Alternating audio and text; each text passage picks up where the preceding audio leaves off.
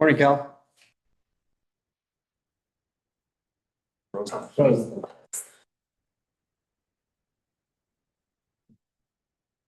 Is that Lauren? All right.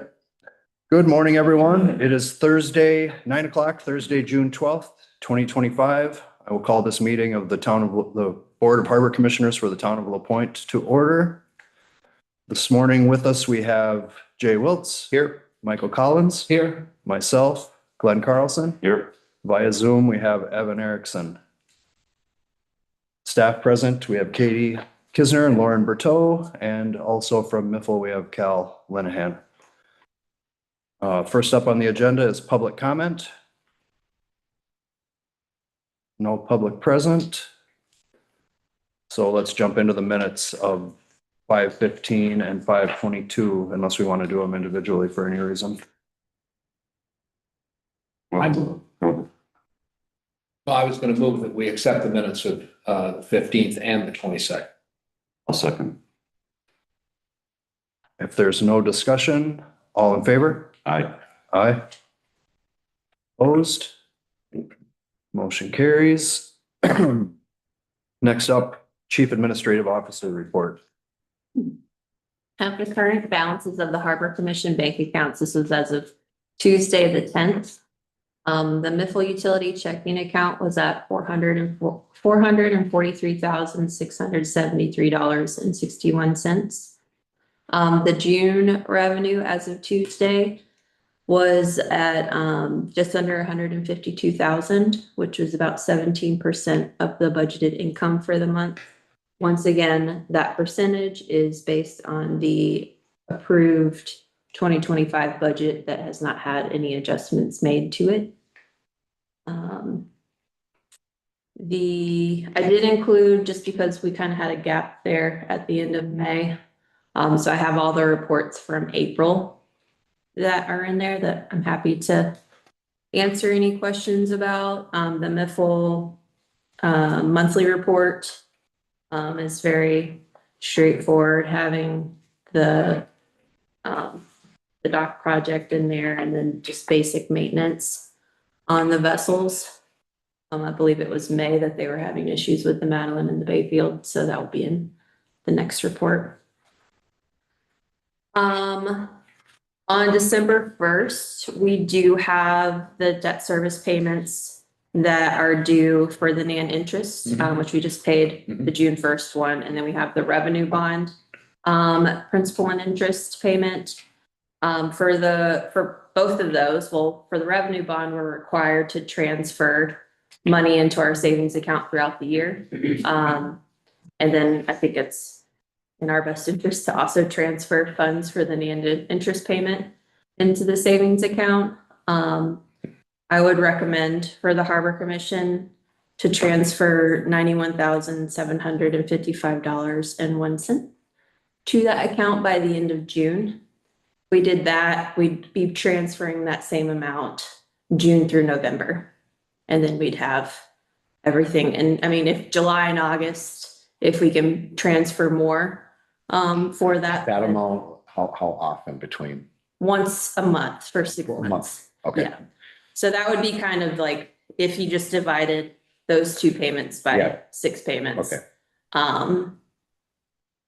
I would start with that, and if we can transfer more during the months that we have more revenue, Right. great, we should do that, but that will definitely get us to the amount we need by December 1st. Let's make sure that we have that on our agenda for the next meeting. It's great. Okay, Yeah. Okay, So we could have a motion to do that. Do you want to keep one? but we'll do it. It's on the agenda. Oh, okay, Yeah, great. I just wanted to recommend that. Sorry. Because technically we don't have to transfer that amount. That would just be 6 equal payments from now until November, or transfers from now until November. Miffle brought it to my attention that they're still having issues with the K-5 ferry passes. None of the K-5 fifth graders have a actual like ferry pass. which they had, the letter that's in here is what they had sent to the school system. Um, that's what they sent back in February and they didn't receive a response. Did kind of discuss with them, that's just, I mean, because that's what they had requested for the students that go over to Bayfield and that the school couldn't provide them with that list. That was kind of an application. They developed that list on their own and were able to get the passes out to the students over there. But they don't know all the students that would be over here. And so really just kind of the big issue is that for the summer transportation and all the new ticket sellers, they would like to still abide by that summer gratis pass for the K-5 students over here. Just like all the new ticket sellers don't know who the kids are. I could get that list and I think it would probably be best to go straight to the parents because this really doesn't fall under the contract. Or just go to Kate at the school, you know, or. Oh, Michaela's a Yeah, teacher there too. I can Yeah, get yeah, that. absolutely. Okay, and they had brought that up as maybe like if they asked like a parent and I think they realized that it needs to go that direction. The school, and that's kind of how our meeting with the school went. Last time, it's like that wasn't really in their realm of, that was between Nicole and the parents. Sure, that seems like an easy fix. See, tariff communication update. I've been trying to get in contact back with the Railroad Commission's attorney. I have not gotten a response to the other list of questions that I sent him yet. Basically asking, so we know we can have the school contract, just don't know, does it need to be submitted with the tariff? Can that contract apply to other school systems that aren't, I have a whole list of questions for him, but I haven't heard back yet. When did you send those? Just curious, those questions. I think my last follow-up email to him was last week. Okay, Yeah, because I'm just curious. Weeks about ago. that. I mean, I didn't want to Right. press him too much because he's been very helpful. And then I do have just some comparison numbers that Robin sent, just for the two busy weekends in May for the marathon weekend and the Memorial Day weekend, just comparison between 2024 and 2025.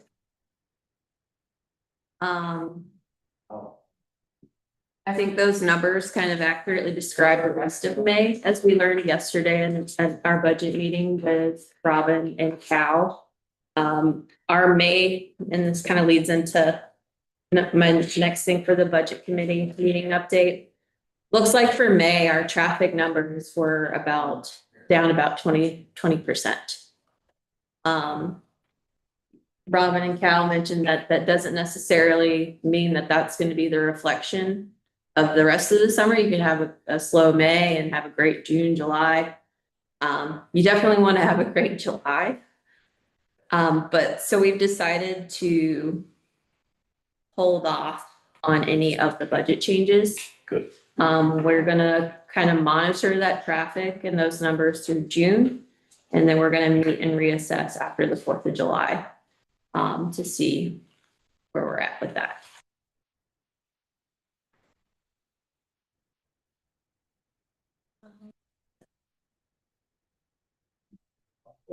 Maybe I have some questions, or maybe we should, I didn't see it elsewhere on the agenda, so the travel, the email, the memo from Katie. Yes, sorry, that was kind of added in yesterday because she sent that to me. That is, I mean, that she sent me that to go to the commissioners. Go through that list and maybe. Yeah, absolutely. So like, does gratis travel extend to school employees for summer school or other school related programs during the summer? I mean, I would say yes on Sure. that. We never put a time frame on the No. school year. Allowed to bring bikes, e-scooters, I think, like she said, no gratis vehicles. I guess that's any vehicle. It's not that much for about, so. I think Zach can come up with a solution to that third bullet point. Yep. And then the fourth bullet point, do we want a separate protocol, student employee gratis travel? If not, this simplifies our ticketing system and would allow, I think allowing for quicker transactions is the thing. That's not that much traffic. Yeah, so, and then, it's children misrepresenting themselves. I think we just call the police. Is that happening? Is that? That's what they're saying. On the second page. Yeah. Representing themselves as island resident students. We call ICE. I mean, just don't allow them on, right? Right. Yeah. And No then they, ticket, no ride. and then their sentence, no students receive the perfect pass presentation bonus offered. But my understanding is that, I mean, did no one even have any? We started with $50 and then it was $5 off each time you forgot your pass. So are they saying that no one had any money left, or is it that? I think that's what they're saying. Okay, Well, the Yeah. perfect This is pass. Robin. We keep track of, we looked through the records and there was no student. Everybody missed at least 10 rides with their ferry pass. okay, So 10 rides Alrighty, times there we 5. go. okay, Yeah. so, got it, thank you. So we'll have to talk about that another time, but it sounds like that's amazing. This is Robin again. Yeah, Yeah, are we understanding you to say that if we have a student coming, and it's really hard because we have 50 employees to know all the students, but if Right. we accost a student or someone who claims to be an island enrollee, but that's not their name, are we supposed to call the police? no, I was just Joking. Please don't. Okay, I would deny, free passage, but Right, right, right. no, And what are we supposed to do if all guests are supposed to be accompanied? And they say, well, I'm meeting Marianne on the island. Just say you can't go? I think Marianne has to come over for free. Well, To yeah, get you, Marianne does, and but the kids are being really sloppy about that now. They're not I- doing it all the time. I mean, we're seeing this with island zoning, that, you can't start like letting people do whatever they want to do. Because pretty soon everybody is like, well, everyone else is doing it, so, and then it's like anarchy. Okay. The other problem we have in the summer is if they receive free transportation as a current enrolled student, so that means people who graduated are no longer currently enrolled. Sure. If they don't have their ferry pass, they don't get gratis transportation. Because there's no ID Right. saying that they are enrolled. I think that They're not enrolled. they're not. No, but That's what what I'm I'm saying saying. is it's a current enrolled student, but if they are sloppy like they are now on not having their ferry pass in the morning to go to school, and it's in July and they want to go over, if they don't have the pass around their neck, They don't they are go. not given free transportation. Yeah, I think the only way to enforce it will be to be like, well, then you're gonna have to pay or bring your pass. Or Okay. it just will get out of control. go ahead, Okay. Cal. There's a one situation with this, the kind of the buddy system that was brought up to me by some of the captains and an islander, and that is the return home, right? So, going over, I'm right there with you, right? Like they're together. That's how you get the guests. That makes sense. Then, they're there for maybe the weekend or something, and then they go home, or even the day they go home, they take the last boat back. Right. then the student can't ride with them because there's no returning boat. Which has been sort of, again, sort of this like point of conflict, like, okay, now the student has to, be on the boat for a whole hour. They have to leave on a boat earlier and come back. There was just a point brought up with that, on the return trip coming back, it would be, I think, beneficial for them to be able to not have to ride with them to come Yeah, back. if they just, I think a round trip on the way over would kind of solve that. Then they'd have the paper ticket for return. We had kind of talked about that in the past. Yeah, we talked about, but then it does generate that, there's a kind of a free ticket out there, right? And so it does work in a lot of situations, but it does sort of create this, well, now if they, again, I'm just going through all these situations that we have seen. They lost the ticket, they pocket the ticket, now they show up again together, then they get another set of tickets. When there isn't a cost associated. Maybe if they were just there for boarding Yeah, and didn't have to ride the trip. yeah. And I think that would be great if they were just there for the boarding, and then we can print them the ticket. Then it's just a one way every way. We don't have tickets kind of floating out there. That would be, I think, the most ideal situation. But I just, that is against currently how it is, understood. That they're supposed to ride with them. But on the return trip, we'd like to say, yeah, if they show up to the dock, we can print them out a ticket, and the guest can ride back home. I agree with Jay. I think that's the way to go, is as long as they're there, as long as the island student is there to see them off the island, if you will, they can get their one-way ticket back home at that point. Great. And Thank present their pass. Yeah. This Yep. is Robin again. Does that only occur for the last trip, or does that all during the day? I mean, if they, Any trip. Yeah, Okay. I mean, let's say it's like during the day that they see the person off the island, they should have to accompany them if there's a boat. You know what I mean? No, I mean, I think, Oh. because then you're just making them No. sit on the boat for an hour. yeah, we don't need to have them just sit on the boat the whole time. I think it's just that they kind of vouch for the fact that that person is their guest. Yeah. Okay, but does that mean that if they are, well, I'm not sure which way they're going. Okay, so what we're talking about is Returning to the island- mainland. Okay, but the island student is with them. The island student meets them on the mainland and accompanies them over to the island. Yes. Then when they leave off the island, they're issued a ticket, but they have to go down to the dock with them with their ferry pass on, Yes. and then issued a ticket. So basically, the island student only is required to accompany them over. Yes. Yeah. It would have to, just by Regardless of the time of day. proxy. They need to be present for the ticketing process. Yeah. So, Well said. right. Okay. And that was all that I had on your report.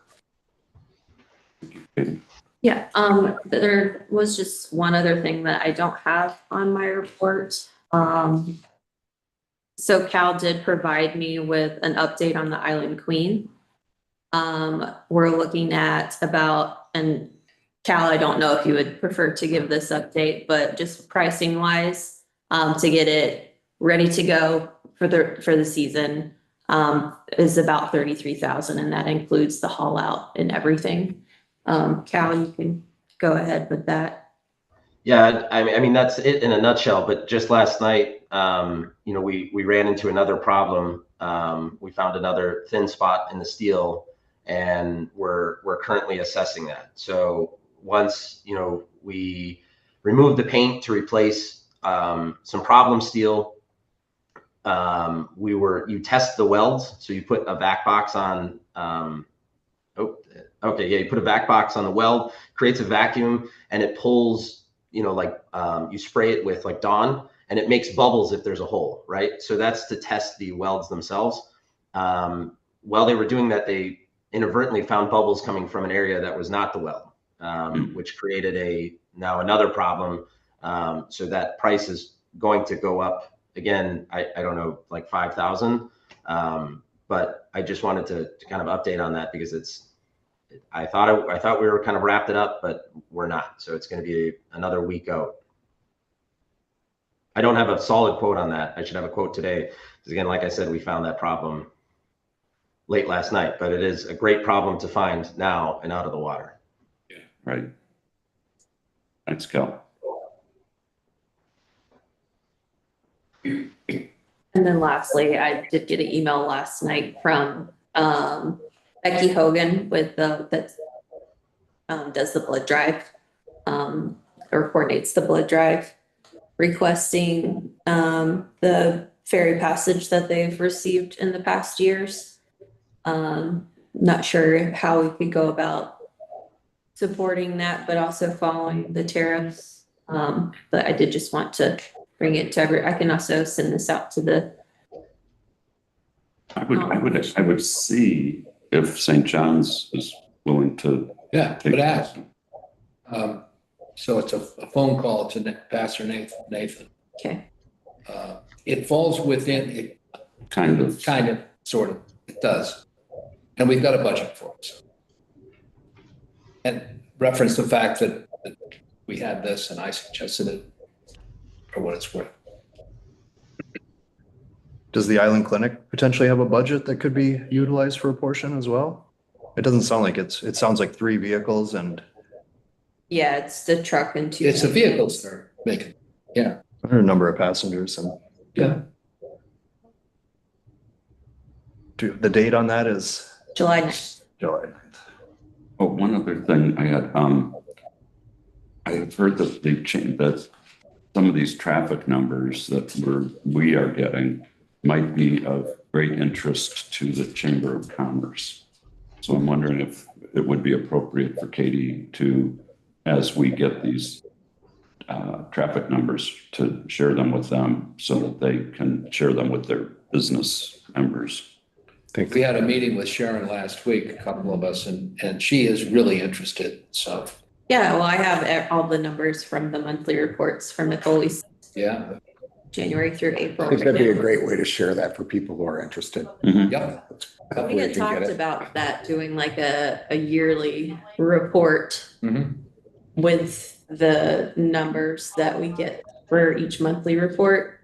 She's a good distributor of that information. Okay. So Yeah, and I it works out well. Getting them at monthly, they can then share it monthly with and people that are in business, if they're seeing, fluctuations in their revenue from the prior year, they can go and be like, oh, well, the Now ferry we traffic have is down. 2 years, well, going into the Yeah, 7 years yeah, worth exactly. of information that we have. Yeah, That- with the prior year comparison, yeah, that would, I think, be really helpful for them.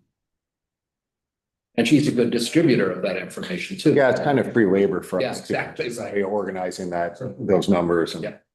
presenting them.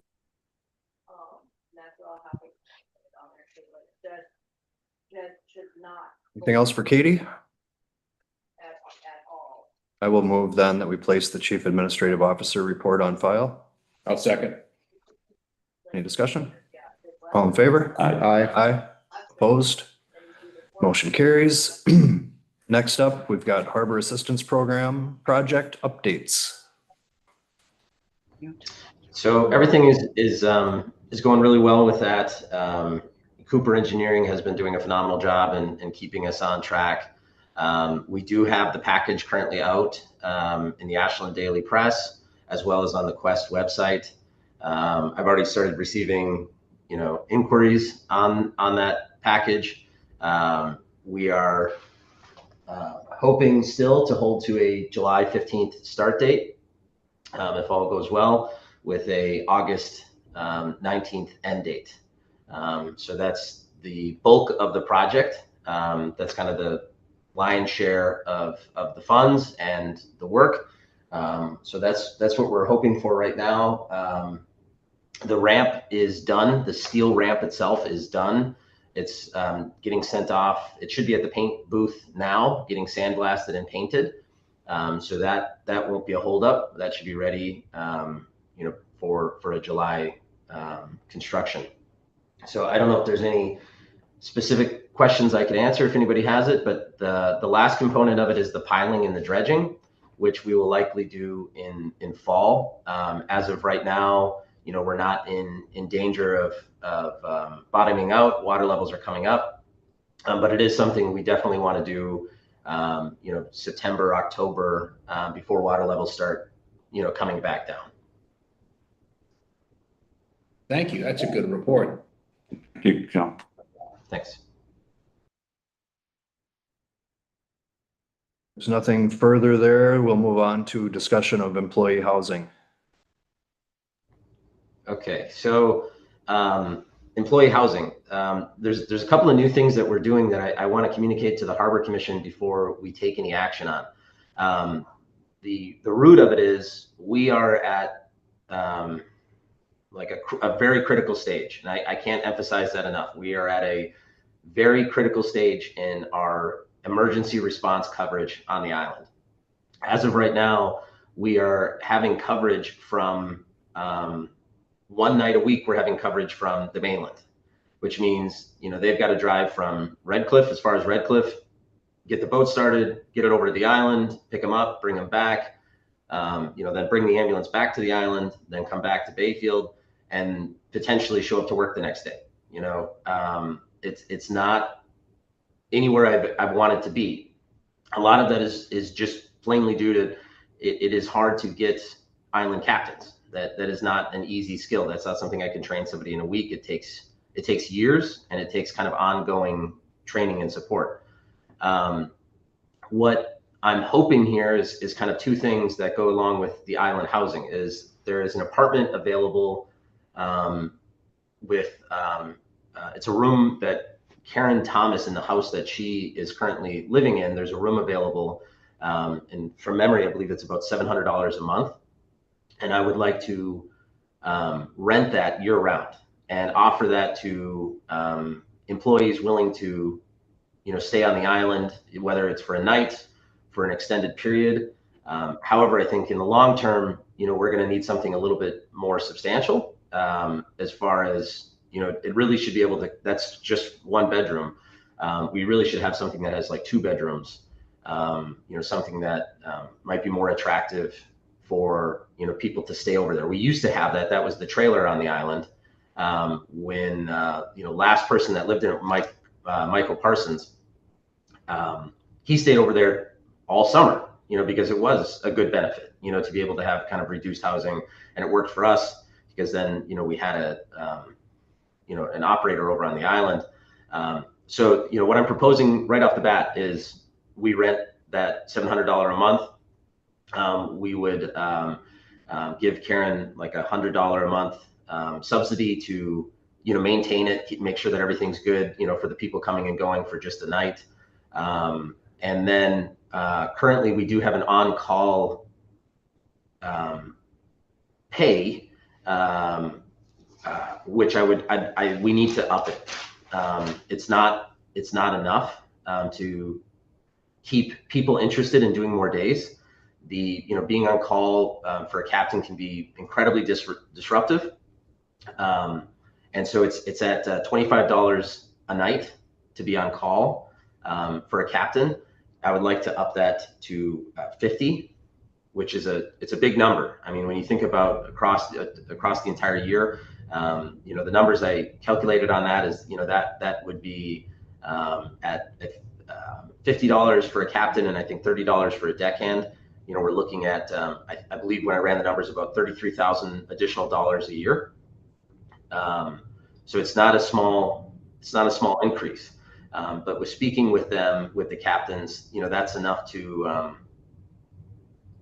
kind of make it worthwhile to sign up for these shifts in a volunteer fashion.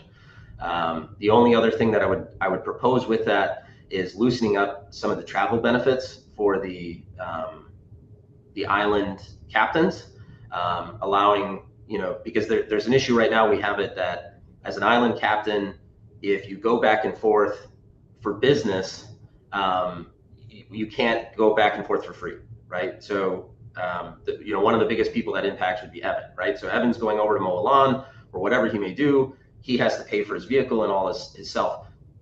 I don't think that makes sense, because if he's going over there to mow a lawn, what if he's also going over there to have lunch, personal lunch? Like, how do you then does he have to pay for 50% of his car?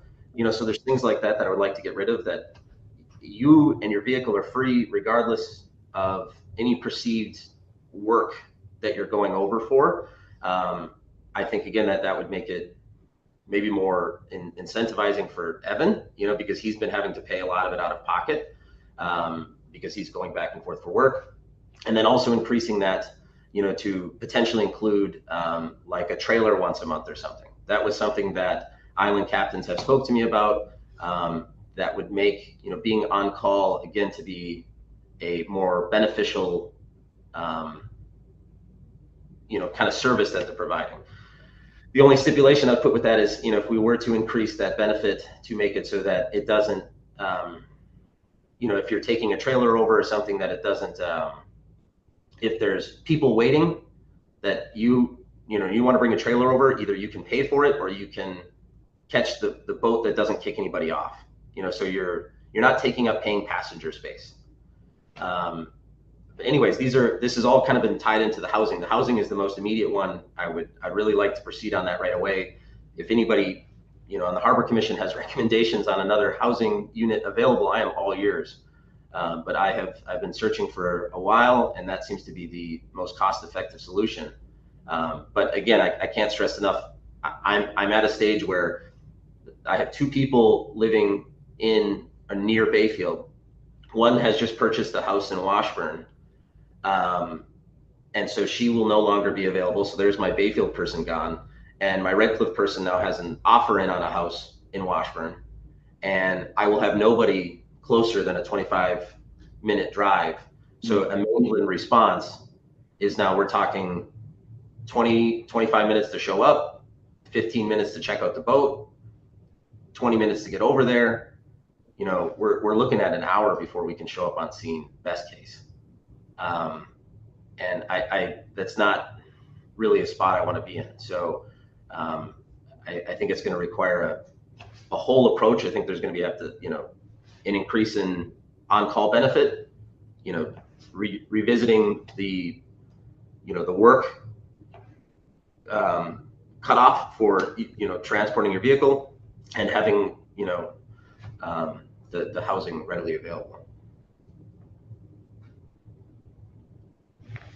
I'll go. I mean, I think that $700 a month for housing to make sure that you have on-call people at night for emergencies, that seems reasonable, or whatever other reasons you need people to spend the night on the island. Certainly cheaper than like trying to build something or purchase. Is that a motion? Yeah, I would make a motion to approve $700 a month for an apartment on the island. I did in $100 maintenance. So Sure, so $800 a month. I'll second it. All in favor? Aye. Aye. And then with the other stuff, Cal, like, I mean, I think we as a commission understand that you got to motivate people financially to fill whatever positions you need to. So as long as we try to make sure we budget for that. Yeah, I would just ask if we could put that on our next agenda. And if Cal or Katie or someone could just reduce this to writing, you know, so that we see, you know, kind of, and if you can also, like I know you said with the on-call, you know, that's pretty easy to come up with an estimated cost. Some of these things you may not have, you know, the ability to estimate what the cost is going to be, like the, you know, the expanding the travel benefit, like you said. You know, that's kind of there may not be a cost, right, if you're not kicking someone off. So if someone could put together just a, you know, half a page of what you're proposing, we could put that on the next agenda and consider it then. And then if these sort of improved fringe benefits for that were to entice Evan to come back in a larger, you know, in a covering a few more nights, would that eliminate the need for the room potentially? It relieves some pressure. You know, if he's covering 2 days a night, it definitely relieves some pressure, but it doesn't eliminate it. At this stage, we're still scrambling to get enough people to sign up, and I'm anticipating in the near future that it's going to get even more challenging. We're not having more people on the island. Trey is not a deckhand, has agreed to filling in a day a week and on an emergency basis because he's currently on the island. So I'm training him in as a deckhand to fill in this gap, but he's only doing that as purely out of, kind of, I think, love for the community and respect, but it's not something he's really interested in. So, again, there's like, Evan will probably get rid of the like critical, we're having all these people come in from these fringe areas, but with, even with Evan, there isn't a, like, well, if Evan wants to leave for a week, then what? If, Bob decides he no longer wants to, Teisberg decides he no longer wants to do this, then again, we're right back where we started overnight. So that's my problem is if Evan came back, it takes off an immense amount of pressure. However, it doesn't actually solve the problem. We still need, I think in the long term, we need housing that entices our young, captains to go over there. Right now, I have a captain who, with this housing, said she would be willing, or she's about to be a captain. She'd be willing to stay extended periods over there, weeks. And I think that's kind of the idea is if you say, hey, young captains, we have, reduced or subsidized housing for you to live on the island. They don't have houses yet, they're renting. And they're far more likely than to say, okay, I'll go over there. It's another community member. It's another person living on the island. It's how we've done it in the past. It's just, again, I think we were in kind of a surplus for a while with that trailer house or that double wide out of commission. But now we're back to where we were, where we really need to find a way to get employees on board. And these benefits would extend to full-time and part-time on-call captains? That's something that we've been discussing, because as of right now, the on-call benefit only goes to full-time captains. But at this stage, I think it would only be fair to extend it to the part-time or, the Bob Teisbergs and the Evan to receive the on-call pay, as well as, the trailer benefits. Again, it's always been a top priority of mine. I do not want somebody, waiting for a ferry in a life-threatening situation. And if it comes down to, being able to bring a trailer over, it would seem silly to me, so I want to make it as attractive as possible and find ways that, again, like the trailer might have little to no cost, as Glenn said to us.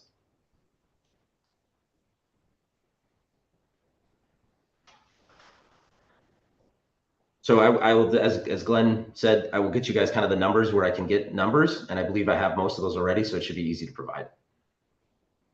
And you've got the motion on the $700, $800. Thank you. If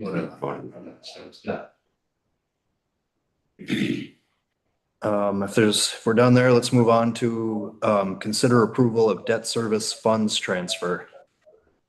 I'll move that we authorize the transfer of $91,755.01 from the Mithil utility account to the debt service savings account 2679 by the end of June. I'll second. Can we make that motion to be a monthly transfer at minimum, right? That's what you were asking. I'd like to just make it for this. Just, yeah, Yes. I haven't started with this month, and then we'll see where we're at. All in favor then? Aye. Aye. Opposed? Motion carries. Next up, we have approval of bills, and we have Mithil payroll reimbursement in the amount of $84,539.54. And Horton insurance premium reimbursement for the town of La Pointe in the amount of $9,446.25 for a grand total of $93,985.79. I will move that we pay the bills as presented. I'll second.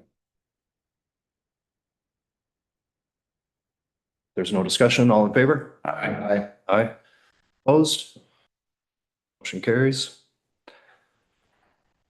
Future agenda items. I've got benefits of emergency captains on call, and then possibly debt transfer or usual how update. I think at our next, well, depending on when we meet next, we'll be looking at approval of contracts with contractors for the dock project. So Cal was wanting to do that the Thursday before July 4th, which would be the 3rd. Ideally. and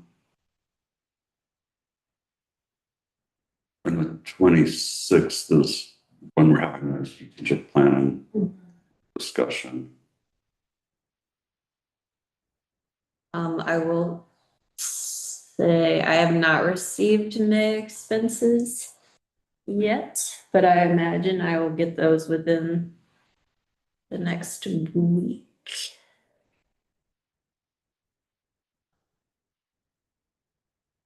So this, we're looking at July 3rd as our next regular meeting. And not next Thursday. Potentially, I don't know that we would have much to meet on next week, and then the following week, suppose we could have a brief meeting as part of it. Yeah, if we needed to get something on the agenda. Could we Yeah. do maybe like a bill approval? Cause I will definitely have May expenses Good. We can reimbursed tackle by it. the 26th. Yeah. Maybe put it at the beginning before we get into the Okay. strategic planning Then, discussion. I think we're good. Okay, so then the next meeting date will be the 26th. Yeah, and mostly it'll be closed session. Yep. Strategic planning. Did you guys, Do we have a location yet? I think we're gonna do it at the Bell Street, but Yeah, I'm not. and then the time never, did you talk to that guy further about Yeah. what time works for him? Yeah, I think, what did he say? It goes 9 to 1. 9 to 1. Tentatively 9 to 1. It's Thursday.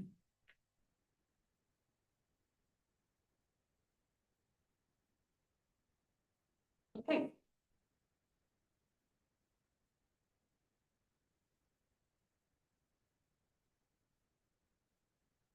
And then July 3rd for the next one. Mhm. Anything And else? this will be the approval of the bids, right? Right, yep. Are we ready to move on to public comment B? Heck, yes. All right, let's do it. Any public comment?